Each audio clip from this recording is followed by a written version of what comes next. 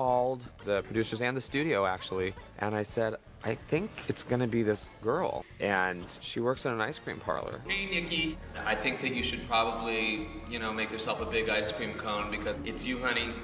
You got the part.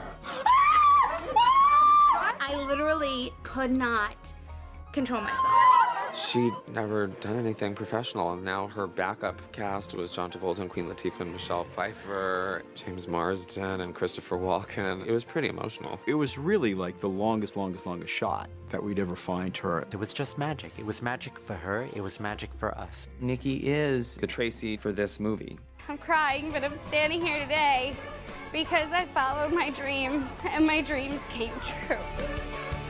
Hi everyone, Robert Peterpaul here for Q&A for NYCastings.com. Today I'm very excited about our guest. She's a Golden Globe nominated performer, one of the nicest kids in town, and you certainly can't stop her beat. I want to welcome Nikki Blonsky. Thanks for stopping by. Thank you for having me. Does it feel cool for you to be introduced as a Golden Globe nominated performer? You know, it was really interesting. Before I was nominated, I heard George Clooney on TV talking about once you're nominated for a Golden Globe, those 3 words precede your name for the rest of your life. And I was like, no, they don't. Like, come on, that's such a joke. And then all of a sudden, after I got nominated, which I totally didn't believe was going to happen, it was like, Golden Globe nominee Nikki Blonsky. And I was like, whoa, I just gained 3 new names in front of my other 2.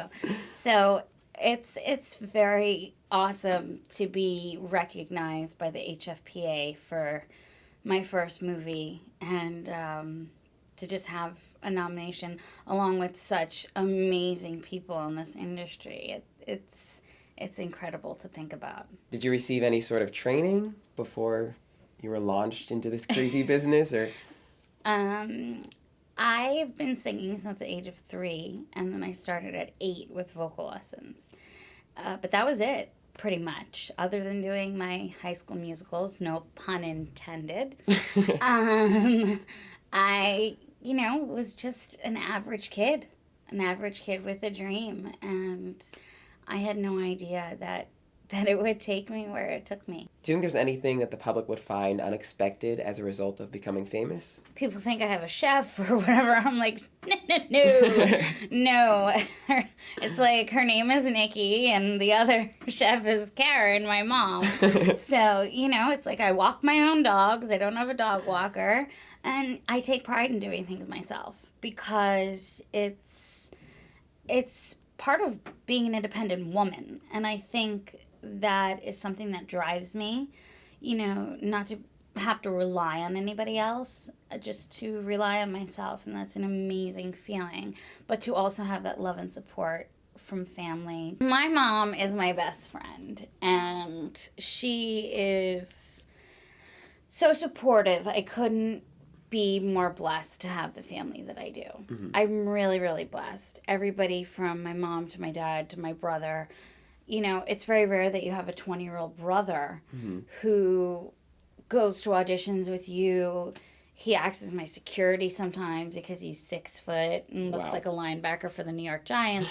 And I'm 4'10", so all he does is stand in front of me and I'm invisible. But he's great, and just to have them support me every day. And people are always like, well, you're 26. Why don't you live on your own?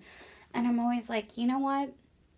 We never know when we're going to take our last breath or, when our last day is going to be. And if you're fortunate enough to get along with your family and to have such an incredible bond, why not spend as much time with them as possible? Mm-hmm. I've lived on my own. I go on shoots and I film on my own. I've been all over the world.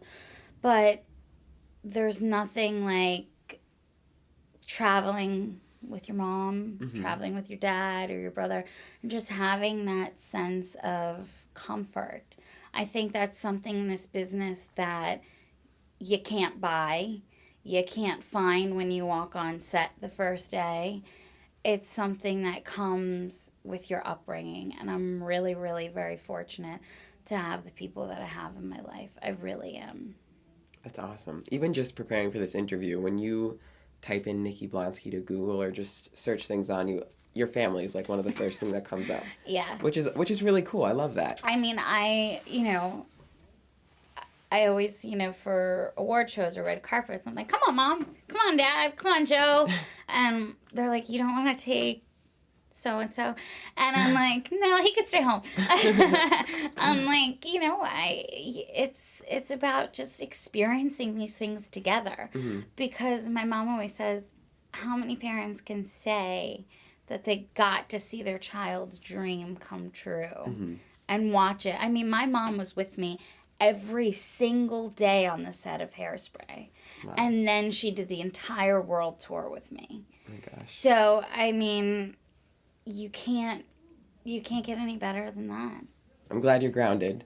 She's so sweet. She actually really is. Because I was waiting downstairs and I saw this big Escalade pull up and I was like, oh, whoa. And then it drives away and then she comes walking down the street with like a big smile. I was like, yes. She's awesome. Getting back to Hairspray, though, I imagine just being a normal girl, you're working at Cold Stone, right? That's right. Did a talent agent find you? Is that how that worked? No, I had sent in a tape to New Line Cinema. I had seen Hairspray on Broadway when I was 15. And I was like, oh my God, that is me.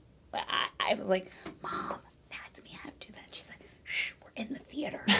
She's like, you always told me to be quiet when we're in the theater, because I always did. But this was the first time that I just had to talk. And she was like, I know, that's you. And I was like, this is why. It felt like I was just watching myself. And so when I was 16, I auditioned for the Broadway show, and they called me back like 3 times, and they were like, sorry, you're too young. And I was like, too young? Like, come on, Tracy's 16. I'm 16. And then when I was 17, I went on the website and it said, hey, we're casting the movie. And I was like, ho, ho, ho, ho. I was like, hold on, folks. And so I sent in a tape, and little did I know it would lead me to be sitting here with you and talking about the movie and just saying that I was a part of it. It's wild. Mm-hmm. It definitely wasn't an overnight thing. I went through 6 months of auditions. I traveled everywhere for them. They brought me to Baltimore, LA. It was like 1 minute I was in New York, the next minute I'm on Hollywood Boulevard. I'm like, what's going on? But it was incredible. It was a life-changing experience, getting to work with who I worked with and just getting to play that part and showing the world, like, yeah, we're all different. We all come in different shapes and sizes, but that's what makes us all unique, and that's what makes us all beautiful. Because if we were all the same, it would be so mundane and so boring. I don't know if you ever had the chance to see it in a theater, but me and my whole family went. I forget when it came out. It was probably around a holiday. And the entire theater was like clapping after every song, dancing in the aisles. Did you ever get to see that? I have a secret. Okay. Nobody actually knows this. Okay. Zach and I went undercover the night that Hairspray came out. Really? We went to a bunch of theaters in the city, and they snuck us in right in the back of the theater as You Can't Stop the Beat was going on. We watched ourselves make out on TV on the screen, and then we just heard like these people clapping and standing up and dancing in the aisles, and we were just like, oh my gosh, like this isn't a normal movie reaction. I've never danced in my seat, I don't know, at a movie, and it was just like, and then they were like, okay, the movie's gonna let out, go guys. We would like run back to the car. Oh my gosh. So it was just wild to share that experience with somebody that I had worked with for so long and made this incredible project with. Mm-hmm. We were just blown away by the response. That's great. Do you guys still keep in touch at all? Yeah, That's all the great. time. Were you intimidated when you began production? It was crazy, and getting to work with people like John Travolta, playing my mom, Christopher Walken playing my dad, Queen Latifah, somebody who I looked up to my entire life. It was mind-blowing, but I had a teacher in high school who always told me, Dr. Pamela Levy, she's my mentor, and her motto was, just do it. Just get out there and do it. So I knew that I couldn't be starstruck. I couldn't be intimidated. I couldn't let what was going on around me influence what was going on inside of me. So I had to, really get my stuff together and just put it all out there on the line. And I think that's what I did. I hope that's what I did. Definitely. No, it definitely paid off. Would you say that's one of the lessons you learned then? Like the greatest thing you took away from that whole experience? Yeah, absolutely. John, I'll never forget, the best advice I was given was John told me, always stay who you are. Never change who you are for anybody. And I've seen that with him throughout his entire career. And it's incredibly motivating, and it's incredibly just an amazing, solid piece of advice. Because John Travolta's John Travolta, He's an incredible man. He is somebody who is a third parent to me now, and his love and his support is invaluable to me. And then on the other end, what was the most challenging aspect of being in Hairspray? Was there anything you had to overcome?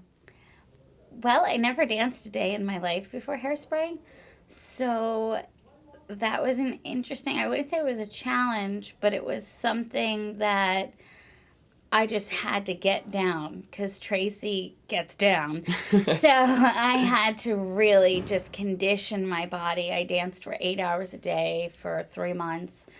And just me and my amazing choreographer, Zach Woodley and Jamal Sims. And we would go in a room with no windows, no air conditioning, and just dance our little minds out. And it was incredible because that bond that you form with somebody when you're just locked in a room is incredible. And incredible dancers. I mean, I was surrounded by Broadway's best and movies best, so I had to rise to the occasion. I didn't have a choice. So it was incredibly inspiring to be around all those people, and it was just so much fun. Well, you pulled it off. Not you don't need me to say that, but you pulled it off. Thank you. So flashing forward, you did Hairspray, you did a bunch of other films, television, all this stuff. If there's one thing you could change about the entertainment industry, what would you say it is? There's a few things I like to change about the entertainment industry.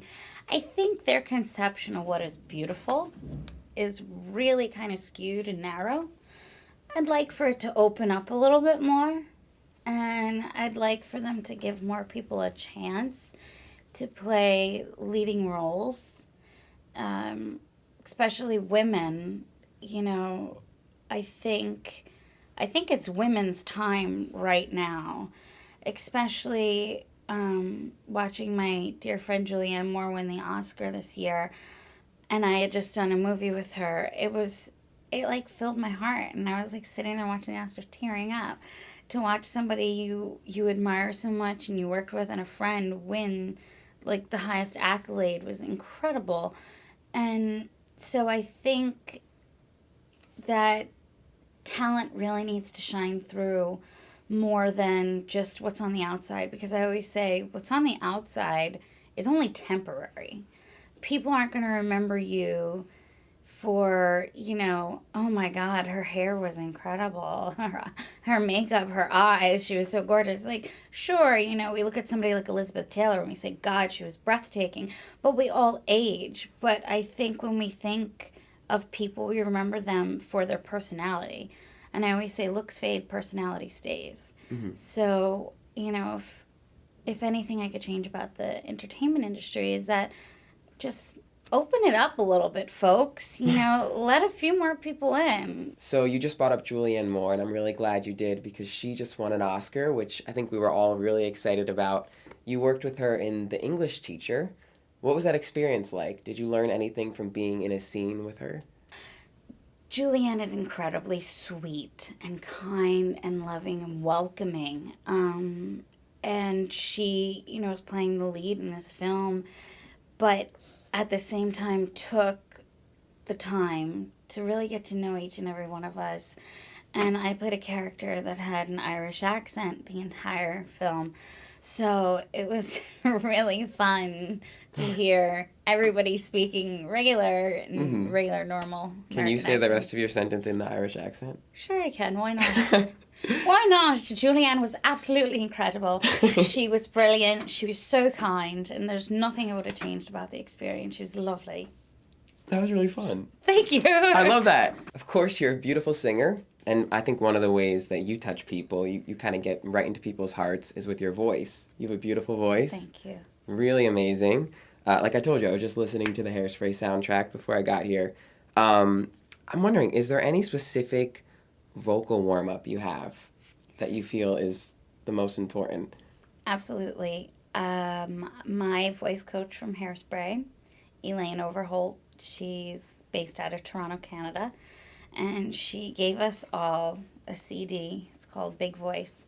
And I have used that every single performance I've done for Hairspray, since Hairspray, when I did my one-woman show. Every time I perform, no matter where it is, when it is, bring my laptop with me and you'll hear me doing my, you know, and people are like, what is that? And I'm like, yeah, sorry. But it's incredible. It's, you know, so worth it. You get your whole body into it, and it just feels great. Like, after you do it, you just get out there and you can hit notes that you never thought you could. And she really works you out. Like, because you have to think of it this way. If an athlete is going to go play a sport, they have to warm up the body or they're going to pull a hamstring. So, or something. So with a singer, it's, you have to warm up your vocal cords because you don't want to rupture anything. You don't want anything to go wrong because this is my instrument right here. Do you have any plans of coming to Broadway? I would love to come to Broadway. I think it's time. Me too. We're doing it. I'm gonna do it, folks. I'm gonna get on that stage. The Great White Way is gonna see me.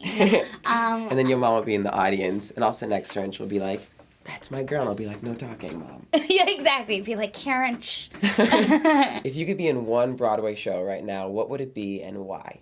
Oh God, it's like neck and neck. Okay. Right now I could see myself playing Mary Poppins. That'd be awesome. It's my favorite movie from when I was a kid. Me too. You know, it's like just hearing, you know, a spoonful of sugar. It's like, oh, I love it. She was just so magical, and she could do anything. She could fly. You know, it was like she was incredible. I mean, who doesn't love Julie Andrews? I know. But my favorite role in high school that I played was Mrs. Lovett from Sweeney Todd. So when I get older, I'd really love to step into those shoes and follow in the footsteps of the greats of Patti LuPone and my favorite actress in the entire world, Angela Lansbury. She's really somebody who's helped mold my career and somebody who I've looked up to and been like, wow, she's done it all.